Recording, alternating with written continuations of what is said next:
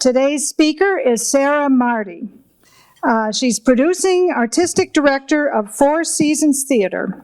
Sarah is an arts producer and educator whose experience ranges from working on the UW Varsity Band Spring Concert to welcoming His Holiness the Dalai Lama to the Overture Center. At the UW Madison, she is co-director of the Holding History program.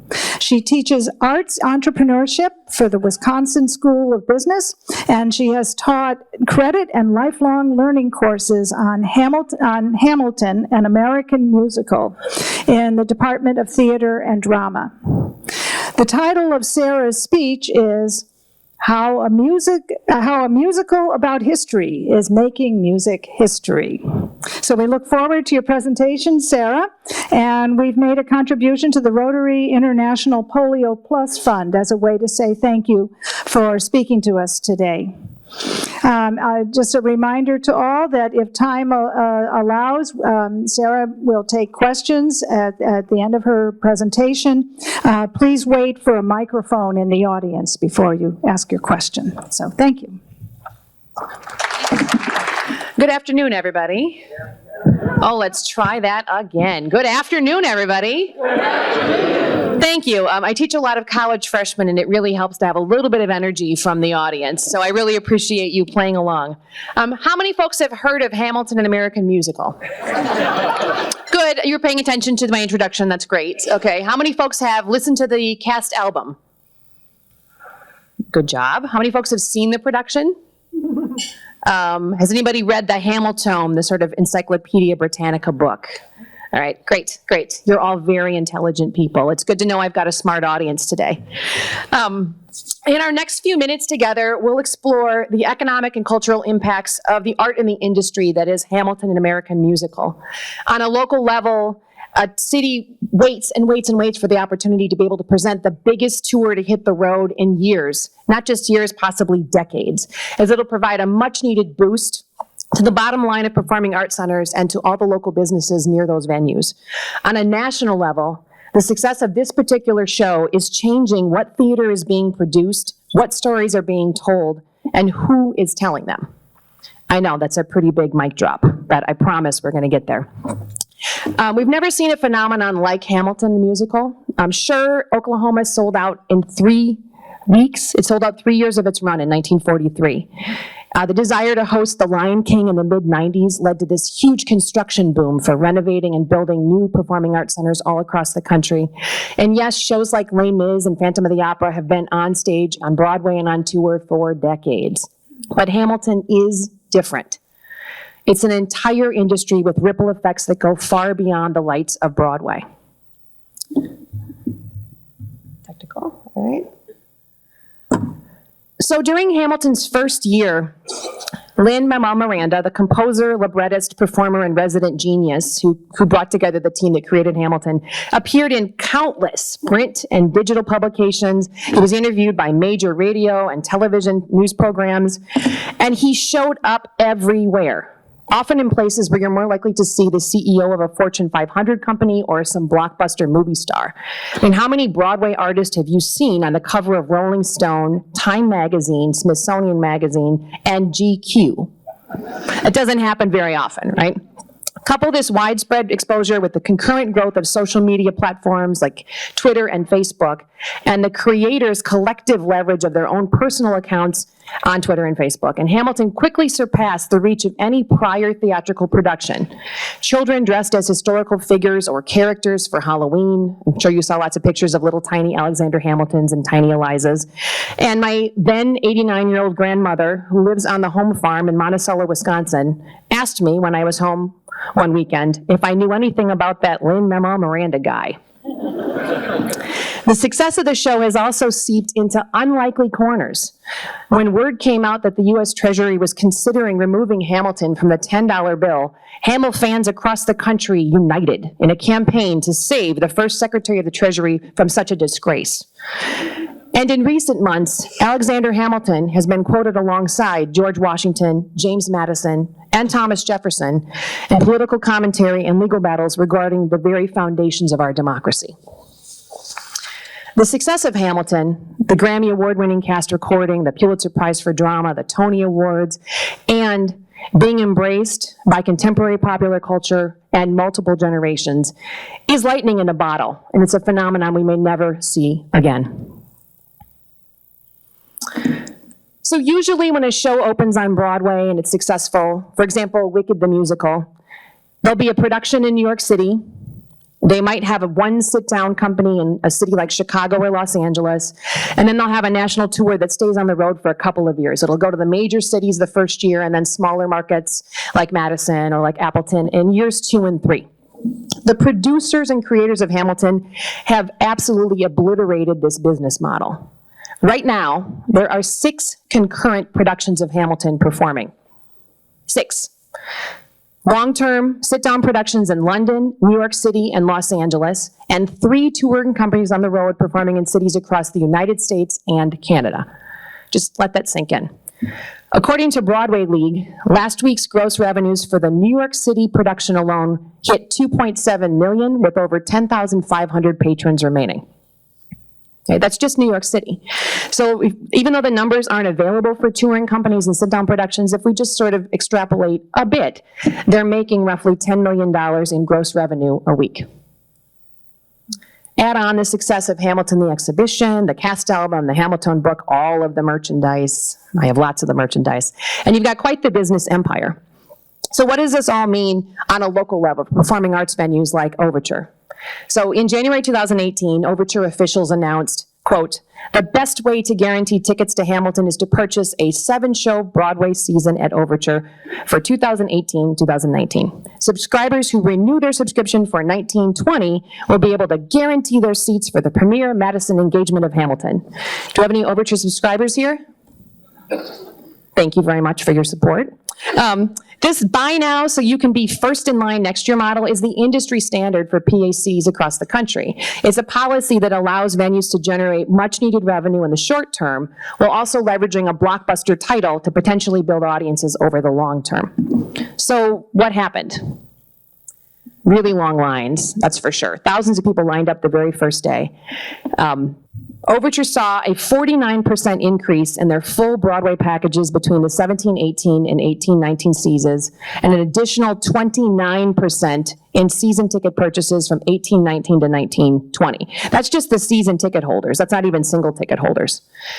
The on-sale day, unbelievable. Over, I think, 2,000 people were in line that day, and everybody got a ticket. And the Overture staff, just to give them a nod, handled it beautifully. They had people handing out coffee and donuts. They invited everybody inside the Overture Center. They were there to welcome all the patrons and really took care of the crowds in a way that we haven't seen the need for before. The full houses for all 24 performances generated over $7.25 million in sales and over 53,000 tickets sold. It's the biggest moneymaker the Overture Center has ever seen. The Wisconsin Arts Board and Americans for the Arts collaborated on a comprehensive impact study on nonprofit art and cultural industries in Wisconsin in 2018. And that report showed that on average, someone who buys a ticket to a show spends an additional $37.26 per person beyond the cost of admission. So it's things like a glass of wine or merchandise or lodging. And if you think about the number of people, 53,000 people that went to see Hamilton times $37.26, that's a pretty big impact on local businesses. So it was a really big deal for us to get that. And it wasn't just in Madison. This fall, it was also in Appleton for 3 weeks and Milwaukee for 3 weeks. So that impact on local economies in the state of Wisconsin is pretty huge. In addition to being this economic boon for PACs, the success of Hamilton has also fed the investment in infrastructure for those venues. They need help, and they have to think about hiring more staff, training people, thinking about best practices, collaborating with other venues to talk about what did you do, how did it work, what did you learn, so that they can have the infrastructure to support record-breaking ticket sales and attendance. So all of that's helping the arts all across the country. By now, you're probably saying, I get it, it's popular, it's making money, so what? Why do I care? All right, what's the big deal? So beyond financial success, these are just a few of the many impacts of Hamilton. I only have a short period of time. I have taught a 3-credit class with 45 individual lesson plans, so if you want to know more, we can talk afterwards.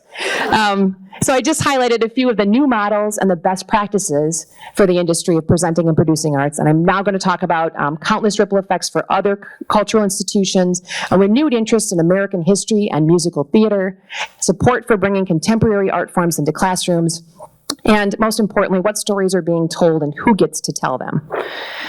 So some of the ripple effects and the success of Hamilton can be seen in the renewed interest and increased attendance at cultural institutions across the country. Museums, libraries, and historical sites are reconnecting with their communities and seeing an uptick in tourism dollars as they share their collections, their artifacts, and their story through complementary programming tied to Alexander Hamilton, the Founding Fathers, the founding of our democracy, and Hamilton, an American musical. In addition to providing these in-person experiences, exhibits, and in the archives, they're also prioritizing the digitization of letters and documents related to the founding of America. And they're making those items freely available and accessible online. So for a long, long time, you were only able to see those items if you were able to travel to that museum or travel to that library or travel to that archive, and now they're accessible to take a peek at. Now, stepping back and putting my holding history hat on, there's nothing like holding it in your hand and actually seeing it in person, but it does give a new level of accessibility to be able to read the actual words and see them in the context in which they were written. This renewed interest in American history and civics education has also been part of a larger youth movement of activism and community engagement with an increased interest in understanding how democracy works or doesn't, and in working to increase voter registration and participation across all generations. Okay, so who's heard of EduHam? Lots of little EduHam. Okay, so educational programming for Hamilton the Musical. Everything has to have a hashtag so you can use it on social media. So EduHam. So October 2015, Hamilton producer Jeffrey Seller and Hamilton creator Lin-Manuel Miranda partnered with the Rockefeller Foundation, the New York City Department of Education, and the Gilder Lehrman Institute to announce this new partnership to provide 20,000 New York City Title I public school students the opportunity to see Hamilton on Broadway for $10. Before the students saw the show, they received a teacher's guide that gave them a unique hands-on project to learn about the primary sources related to the people and events and documents of the founding era.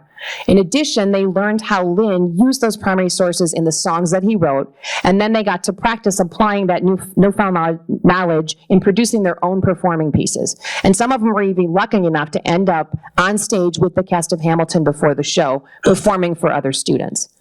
Bringing together history, creative writing, performance, and hip-hop studies, the Gilder Lehrman program and the EduHam student matinees provided a model for integrating arts into the classroom curriculum and for encouraging both artistic creation and arts appreciation and attendance.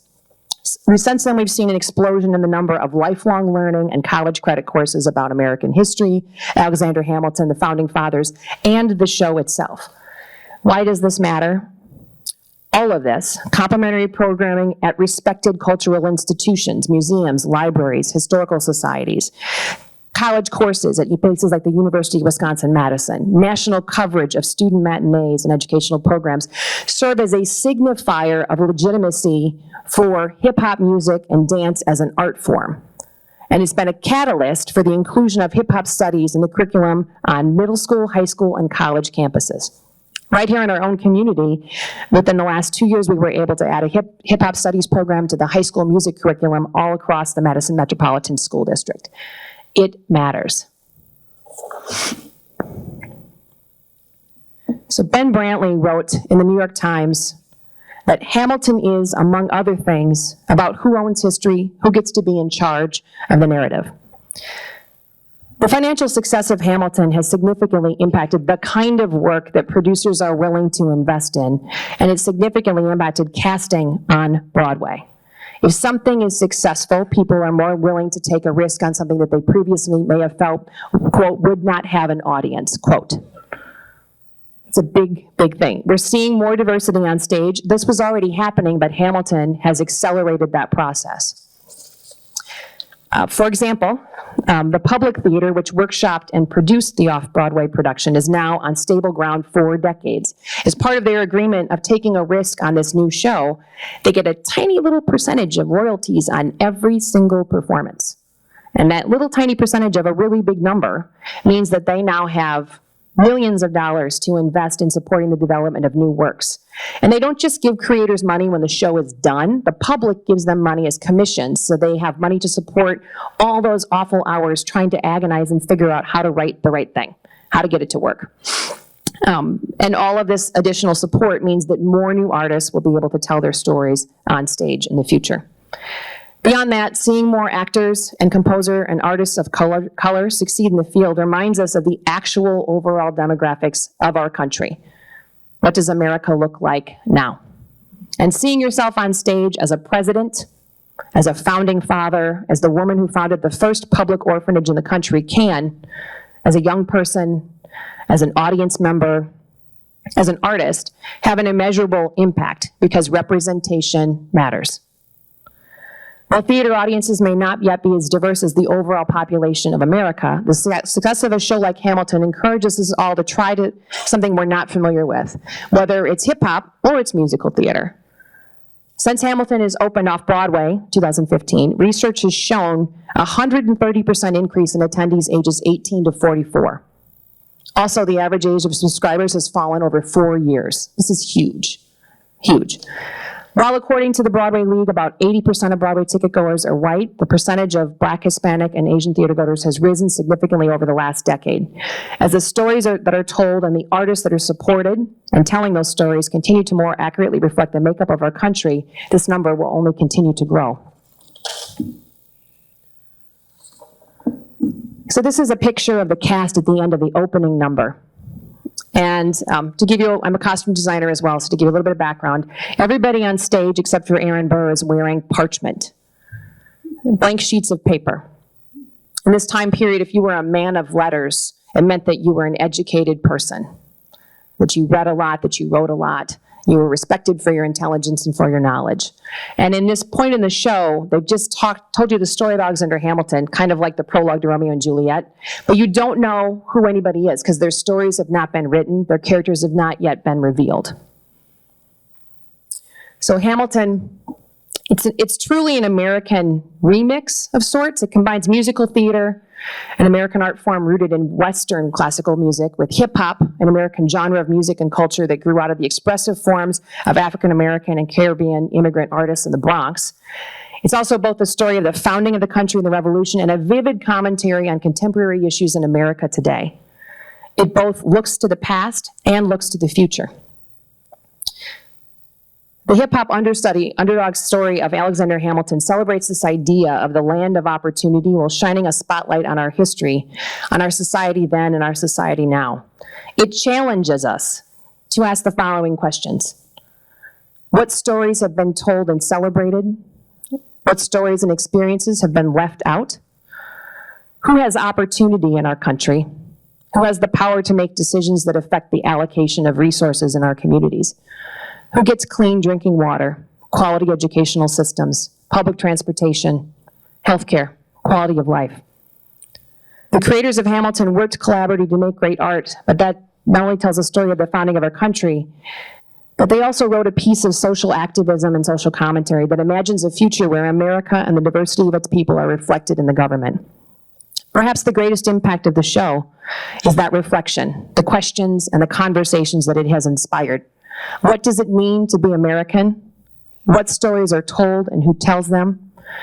And to quote the closing lines of the musical, who lives, who dies, and who tells your story?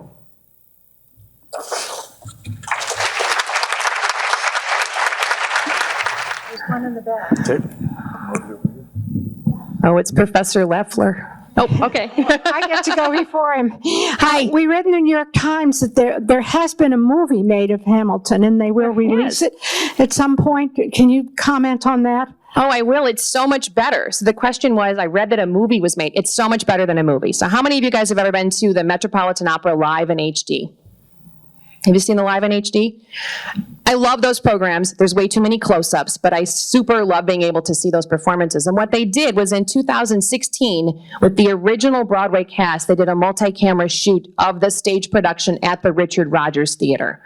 So if you saw the PBS documentary where they sort of talked about the making of the musical and the impact of the story, all those clips were from that particular filming. So the movie will be a filmed version of the stage production with the original Broadway cast from 2016. So you'll get to see everybody. What's so special about that is the show was workshopped for so long that those actors brought characteristics that became the characters themselves. Daveed Diggs is this amazing rapper who can go really, really fast. So Thomas Jefferson became this amazing rapper who can go really, really fast. Chris Jackson has the most luscious, gorgeous baritone sound you can imagine, and that became a big part of how the character of George Washington developed.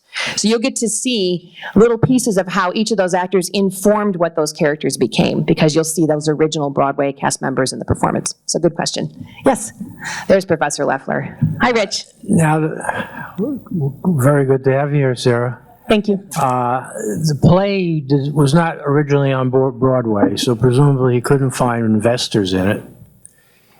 And it has now become this huge phenomenon. And in general, history is not doing great, or wasn't on the university level. History majors is down. So here's a simple question. Why is it this gigantic hit? Oh, that is the hardest question in the world. It's not a simple question. I think there's a couple of things that led to it being a hit. One is that it's an incredibly well-crafted production. We've all been to shows where you're like, well, those were good performances, but the script was the music was, I don't know. It's really well written. The book is great. The lyrics are really smart. They're incredibly complex and multi-layered. The construction and orchestrations by Alex Lacamoire on musical foundation, it's really well put together. So that's one piece. It's a quality piece. It also sort of bubbled up into the consciousness of the public and gained support from investors while President Obama was in office. And I truly believe that the fact that an African-American man of his stature was the president led to Hamilton being able to get the funding it needed. Suddenly, it wasn't such a far-fetched idea that a person of color could be the president of the United States. And having Chris Jackson play George Washington, who's based on President Obama, if you see the show, you'll see all the similarities, didn't seem as far from reality because it was actually true. So I think that Hamilton's very much a product of the time and part of it being written and growing up during Obama's presidency. And then I would say the third piece is it really appeals to multiple generations. If you ever get a chance to see Hamilton, the audience will be anything from someone who's 5 years old to somebody in their 90s for a multitude of reasons. It's a spectacle. There's singing, there's dancing, there's costumes, there's crazy rock and roll lighting. It's just turntables. It's amazing. All these things are happening at once. So people are attracted to it for the production quality, for the historical story, for the underdog story. You're rooting for somebody to get ahead. That's a very American thing, right? And the quality of the piece. So, yes, sorry. Yeah, first I want to thank you. My name's Nino Amato. Hi, Nino. And the way your staff handled the opening ticket sales. People got there at 3 o'clock in the morning before the doors opened at 8, and by noon, just about everybody had tickets. So it was well done. Somewhat of a loaded question. You just talked about what launched Hamilton. Okay. Would it not be fair to say that given Trump's election and the vice president attending the first Hamilton opening and then walking out because he felt insulted, definitely gave it the kind of publicity where people wanted to go? At that point, it was already sold out for months and months and months, but any publicity is good publicity. So, yep, thank you. Yes. Hi, Sarah. Hi. I wanted you to comment on what you've already discussed, and that is the movie. But it seems like the forethought that went into everything related to the production, but what came out of it and after, we're done with preconceived notions. It seemed to me that that's somewhat unprecedented for a Broadway show to have that much money, that they were able to do all these things and then just kind of roll them out over time in a way that is inconceivable. There was a lot of forethought. One thing a lot of people don't know is that when Lin-Manuel Miranda was in high school, he interned with 13, which is the public radio station in New York City. So he's had a love affair with public media for a long time. He also, well, he was an up-and-comer, fresh out of college, wrote some songs for Sesame Street, even got to be on Sesame Street. So he has this long relationship with public media, and part of his process while he was creating this was to document what was that process about. That was the documentary that we saw on public television. And then he worked with public radio. The album was available for free through NPR's First Listen an entire week before it was available for sale. And the filming that they did was in conjunction with public media, and then that contract will end up being part of what is the movie that's coming out in October. So I think that one advantage he had is he had In the Heights, which won a Tony Award. So he'd been, his very first show, fresh out of college, it was actually his college project, goes to Broadway. He learned a lot. He also built a really amazing team of collaborators, and they all came along and brought everything they learned to the work they did on Hamilton. So hopefully that answered your question.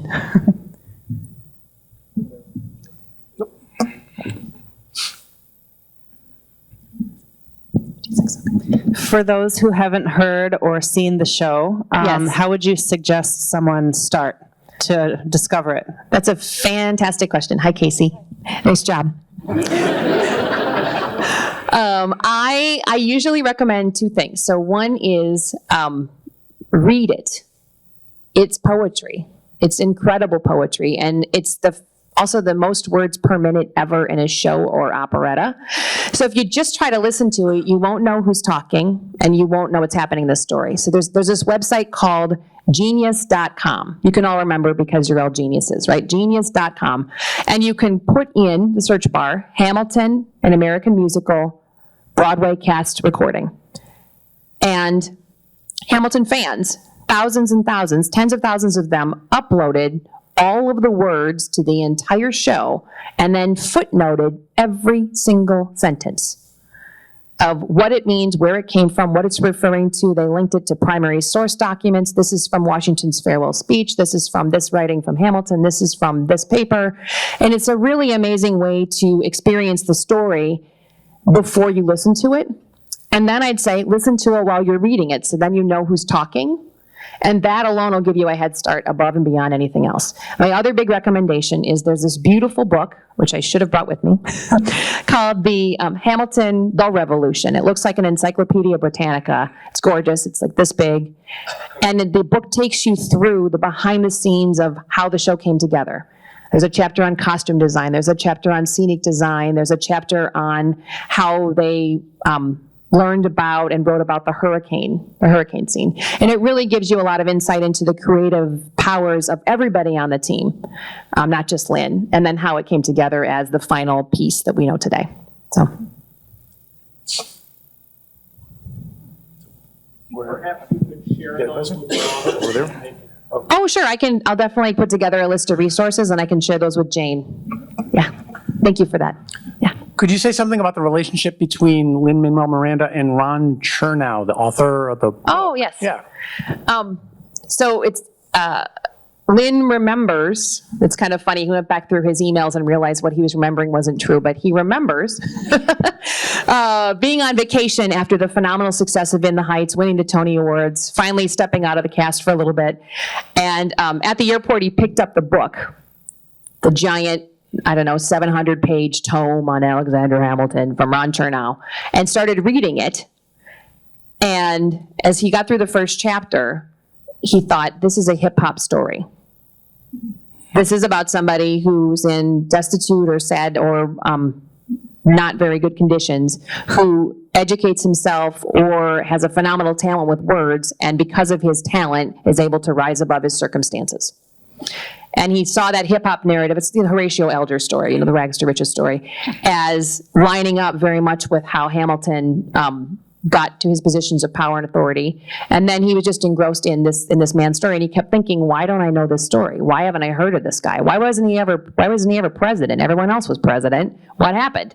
And it just sort of sparked this interest, and he started at that point writing what was called the Hamilton mixtape. It was just going to be a bunch of songs, a song cycle, maybe 9 or 10 songs. 3 years later, he's written 2 songs, And his friends who worked with the Money in the Heights basically said, hey, this is not a song, this is a show, let's get to work. Get it, go. And then 6 years from that initial reading of the book, the show opened off Broadway.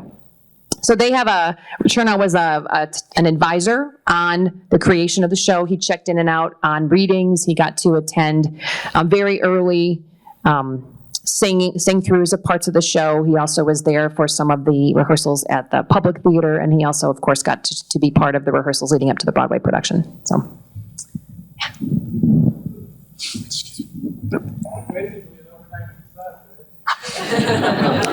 Again, going back to the Public Theater, offering commissions to write and support. It took him 6 years, right? And those 6 years, it's a lot of time. That's a lot of support. That's a lot of patience to be able to get there, right? Another impact of that show, I am a graduate of Hamilton College. Oh, my goodness. Applications to Hamilton College increased like 38%. Oh, my goodness.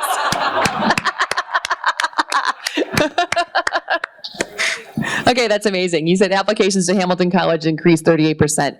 You know, as an unexpected ripple effect, that's a pretty great one for your university. Congratulations to your alma mater. Any other questions? Oh, okay. Mark, hold on. Yep. Hi, Mark. Thank you so much, Sarah. You're absolutely amazing. So are you seeing any change? You give me the demographic information of audiences and stage, which are secondary tier, much like sports. Still the boards and the owners are not so diverse. Are you seeing any demographic shifts in those kind of directorship positions at performing arts centers that are being more inclusive and more diverse than you see on stage? That's a good question. I'm going to pull back for a second and go to the realm of producers. So producers on Broadway, producers are the money, right? It's the money that you need to be able to put the show up. Hamilton, it cost $12.5 million to put it on Broadway. They've had a pretty high return on investment, but $12.5 million. Locally, Orange and Dean Schroeder are part of the producers behind Hadestown, which just won a bunch of Tony Awards. And one of the things that the success of Hamilton is actually affording is the people who were part of Hamilton, the cast members who are getting a share of the proceeds, the costume designer, the music director, Lynn himself, they're all investing in the creation of new work, and they're hiring people of color in positions of authority within the Hamilton organization so that they can help advance people much quicker than is happening outside of that particular business empire.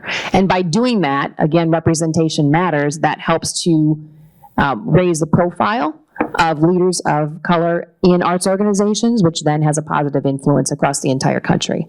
I know many performing arts organizations are looking at who are we, what do we do, why does it matter, and who does it matter to, and who's missing, who has not been included, and that's become a huge priority for many organizations, including Overture and the work that they're doing.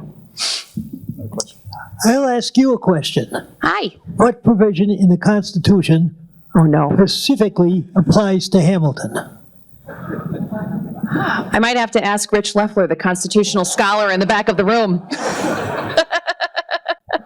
The Constitution does provide that in order to be president, you have to be a natural-born citizen, which he wasn't, or be a citizen at the time the Constitution was adopted, which he was. So you mentioned whoever was, why hasn't he been president? He could have been president, but I don't think I've ever seen anybody contemporaneously with him suggest that he could be, should be, including himself. It was an excellent question, and thank you for the assistance and support. It's always good to phone a friend when they're as smart as Rich Leffler. All right, any other questions? Last question? Great. Well, thank you so much for being here today. Thank you. Thank you, Sarah, for that presentation about that great show, and we are adjourned. Okay.